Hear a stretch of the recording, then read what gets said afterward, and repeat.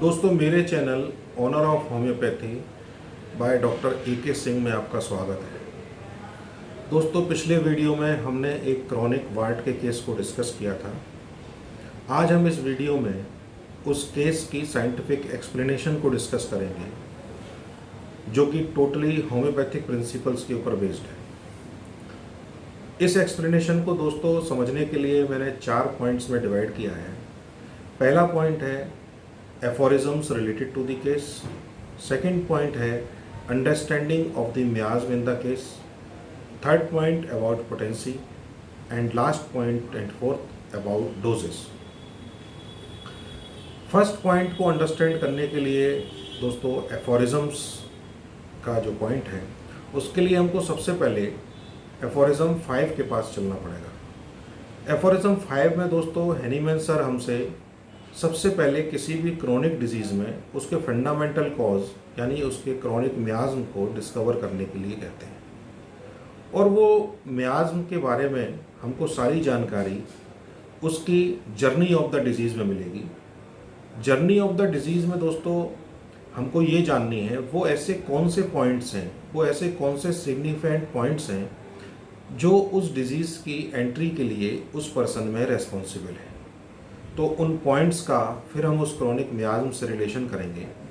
तो वो significant points को जानने के लिए हैनीमैन साहब हमको निर्देश देते हैं।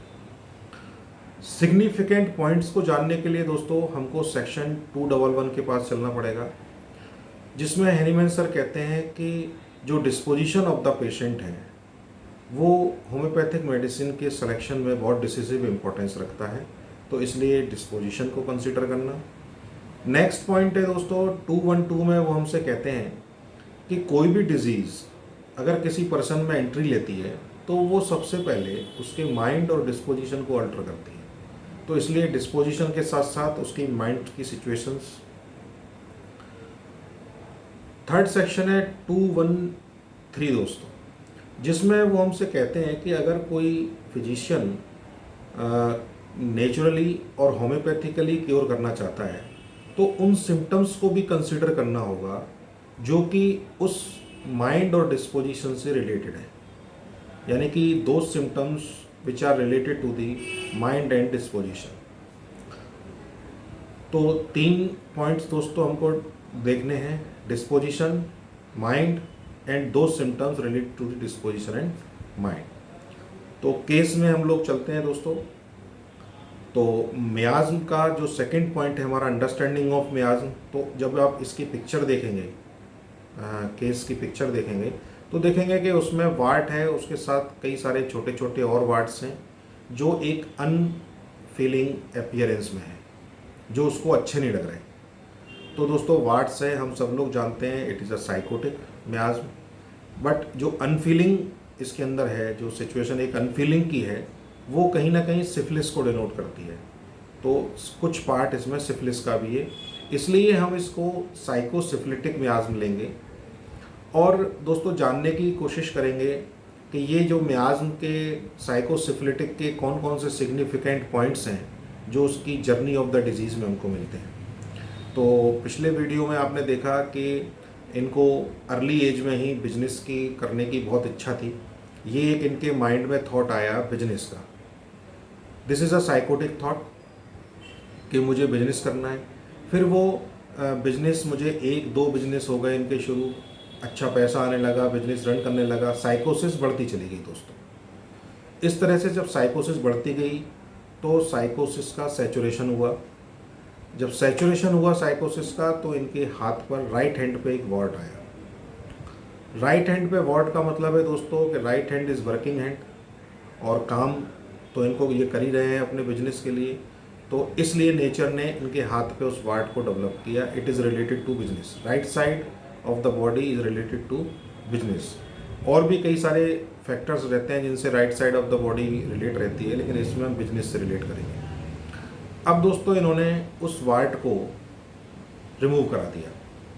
वार्ड को रिमूव कराने के बाद जो डिजीज़ है, जो क्रॉनिक मियाज्मेटिक डिजीज़ है, वो अपवर्ड डायरेक्शन में बढ़ने लगी और फेस पे आ गई, जो कि हेरिंग्स लॉ के अकॉर्डिंग ठीक नहीं है। तो हेरिंग्स लॉ हमको डायरेक्शन बताते हैं तो इसलिए दोस्तों हमने इसको प्रोग्रेसिव साइकोसिफिलिटिक मियाज में दिया है, जो कि प्रोग्रेस कर रहा है। अगर इसको यही नहीं रोका जाएगा तो अब ये सिफिलिस में कन्वर्ट होगा दोस्तों। तो साइकोसिफिलिटिक मियाज किस तरह से इनकी जो सिग्निफिकेंट पॉइंट्स हैं जर्नी ऑफ द डिजीज़ में, उससे रिलेट करता है दोस्तों। इसके बाद दोस्तों हम रूब्रिक को भी इसी तरह से रिलेट करेंगे। इसमें देखेंगे दोस्तों कि जो हमने फर्स्ट रूब्रिक लिया इंडस्ट्रियस मैनिया फॉर वर्क, तो इंडस्ट्रियस जो है हम इसको तीनों मियाज़ के ऊपर अप्लाई करके देखेंगे कि अगर कोई पर्सन अपनी डेली नीड्स के लिए मेहनत करता है तो वो सोरिक इंडस्ट्रियस है। लेकिन अगर उसका उद्देश्य पैसा कमाना, फेम कमाना और अर्निंग करना, मोर बिजनेस करना, ये जो उसका उद्देश्य है, इसके लिए मेहनत करना, तो ये जो है साइकोटिक इंडस्ट्रियस। तो इसीलिए हमने इसमें psychotic industrious mania for work. Mania means some syphilitic part, some part syphilitic, जितना कि उसकी अनफीलिंग अपीयरेंस है वो सिफिलिटिक पार्ट है, वो इस मैनिया से रिलेट करता है। इसके बाद दोस्तों दूसरा रूब्रिक हमने लिया एम्बिशन। एम्बिशन इज सोरिक, जो कि सब किसी के अंदर होती है, लेकिन एम्बिशन इंक्रीज्ड इज साइकोटिक, और ambition increased for fame it is a some goes towards syphilitic. तो इसलिए दोस्तों आपने देखा कि psychosyphilitic miasm, psychosyphilitic rubric are totally matched. तो हनीमैन सर हमसे इसी टोटलिटी को मैच करने के लिए कहते हैं। अब दोस्तों इन पॉइंट्स पर एक मैंने रूब्रिक और लिया, जनरल स्किन पे वार्ड्स फ्लैट। तो उसमें दोस्तों हमने देखा कि इन तीनों रूब्रिक्स को मिलाने के बाद जो रेमेडी आई वो आई लेकेसिस। तो लेकेसिस मैंने इनको दी, उसके बाद से इनका वार्ड बढ़ना शुरू हो गया। वार्ड बढ़ने का मतलब है दोस्तों कि जो इंटरनल साइकोसिस है वो सब खत्म होकर के उस एक्सटर्नल प्लेन पर साइकोसिस आ रही है, वो वार्ड बड़ा हो रहा है। वो वार्ड दोस्तों बड़ा होने लगा तो इंटरनल साइकोसिस कम हो रही है और वार्ड इंक्रीज हो रहा है। अब दोस्तों क्या होता है कि मैंने इनको लेकेसिस दिया और 200 पोटेंसी में दिया। पोटेंसी की जब हम बात करते हैं दोस्तों तो हम क्रोनिक डिजीज़ के पास चलेंगे, जिसमें हनीमैन सर ने पेज नंबर 19 पर मेंशन किया है कि 50th पोटेंसी एक ऐसी पोटेंसी है जो मोस्ट पेनिट्रेटिंग है। 50th potency. तो 50th पोटेंसी चूँकि दोस्तों अवेलेबल नहीं है, इसलिए हमको 200 पे जाना होता है। फिर हम दोस्तों क्या करते हैं कि उसके लिए वो हमको क्रोनिक डिजीज़ के पेज नंबर 262 पर इंस्ट्रक्शंस देते हैं कि इस जो आप डोज बना रहे हैं, जो आप डोज दे रहे हैं इस पोटेंसी की, उसको आप कैसे मैनेज करेंगे। तो वो डिवाइडेड डोज की बात करते हैं दोस्तों कि आपने उसको एक डोज को आपको डिवाइडेड डोज में देना है। तो इसके लिए हम दोस्तों एक 5 ml का ड्रॉपर लेते हैं, उसको डिस्टिल वाटर से फिल करते हैं, उसमें 1 और 2 पैलेट जो है, जो हमने पहले ही मोशन कर रखी है मेडिसिन से, 2 पैलेट्स इसमें डालते हैं 10 नंबर की गोली। उसके बाद इसमें 1 और 2 ड्रॉप्स एल्कोहल की डालते हैं एज ए प्रिजर्वेटिव, जिससे कि वो मेडिसिन ख़राब ना हो। फिर इसको दोस्तों पेज नंबर 262 के अकॉर्डिंग हम पेशेंट को देना शुरू करते हैं डिवाइडेड डोज में। तो इसको दोस्तों इस तरह से मैंने इस केस को हैंडल किया। उसके बाद दोस्तों एक सिचुएशन आई कि वार्ड जो है इनकी बॉडी से बड़ा हो गया लेकिन डिटैच नहीं हो रहा था, वो डिटैच नहीं हो रहा था।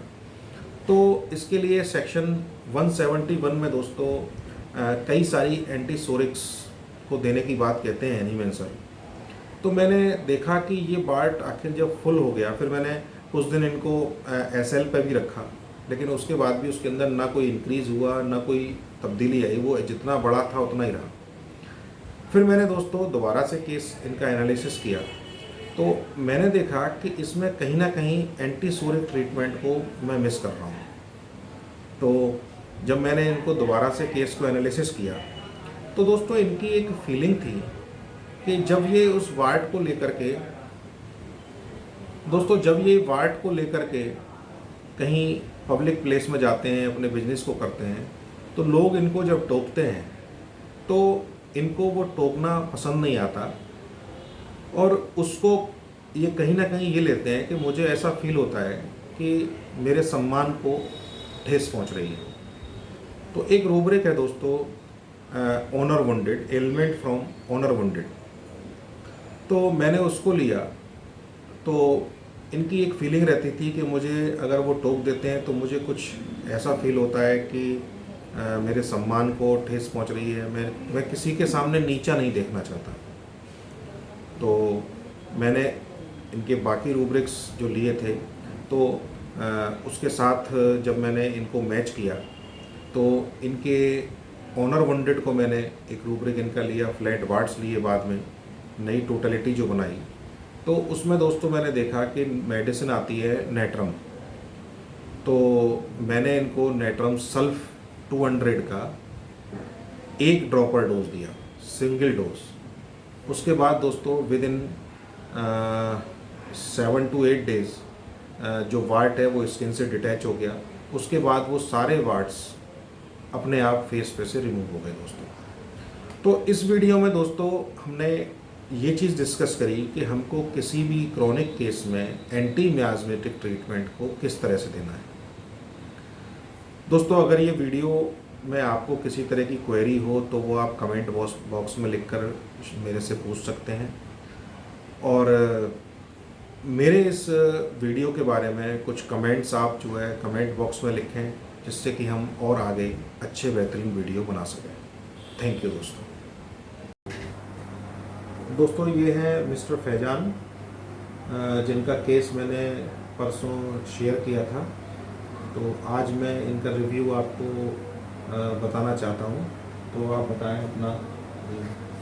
एक्चुअली में मेरे ये वार्ड्स थे बहुत एक लंबे समय से, जिसका मैंने ट्रीटमेंट करीब 15 साल से भी ऊपर हो गया करते करते, लेकिन मुझे कहीं पे भी कोई रिजल्ट नहीं मिला।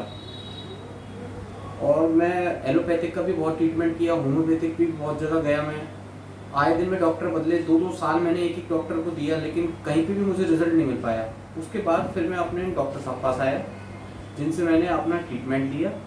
और ट्रीटमेंट लेने के बाद मेरी कंडीशन जो डॉक्टर साहब ने पिक्चर शेयर किए हैं वो बिल्कुल ठीक है, इससे भी ज़्यादा ख़राब कंडीशन थी। और फिर उसके बाद मैंने इनकी जिस तरीके से दवा लेता गया तो वो वार्ड्स और बहुत बड़ा हो गया मेरा। फिर भी मैं घबराया नहीं, मैंने उनके ऊपर ट्रस्ट किया, और करने के बाद फिर वो धीरे धीरे वो अपने आप वो बड़ा होकर झड़ गया, और झड़ते ही सारे वार्ड्स मेरे एक में ख़त्म हो गए। अब मेरी स्किन पर एक भी वार्ड नहीं, और आज मैं प्रॉपर बिल्कुल ठीक हूँ। Thank you.